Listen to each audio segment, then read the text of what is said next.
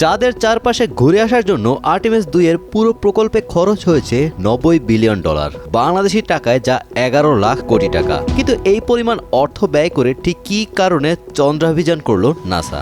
শুধুই কি মহাকাশ অভিযান, নাকি এর পেছনে লুকিয়ে আছে গোপন কোনো পরিকল্পনা?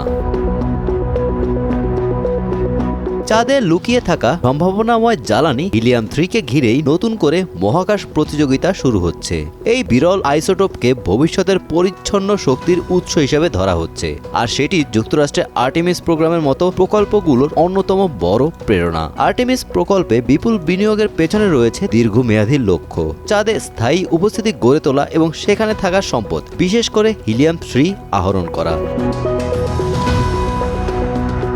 এই প্রকল্পে গত 1 দশকেরও বেশি সময় ধরে কাজ চলছে। হাজার হাজার বিজ্ঞানী, প্রকৌশলী এবং প্রযুক্তিবিদ এতে যুক্ত রয়েছে। বোয়িং এবং লকহিড মার্টিনের মতো বড় প্রতিষ্ঠানগুলো রকেট, মহাকাশযান ও প্রযুক্তি উন্নয়নে গুরুত্বপূর্ণ ভূমিকা রাখছে।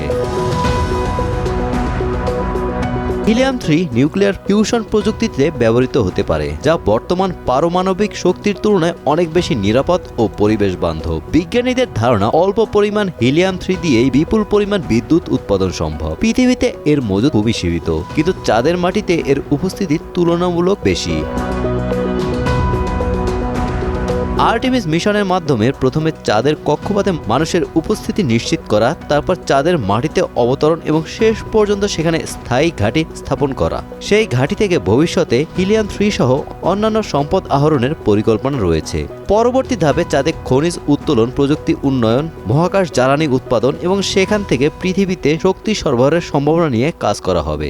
একই সঙ্গে চাঁদকে ভিত্তি করে মঙ্গল গ্রহে মানব অভিযান পরিচালনার প্রস্তুতি নেওয়া হচ্ছে।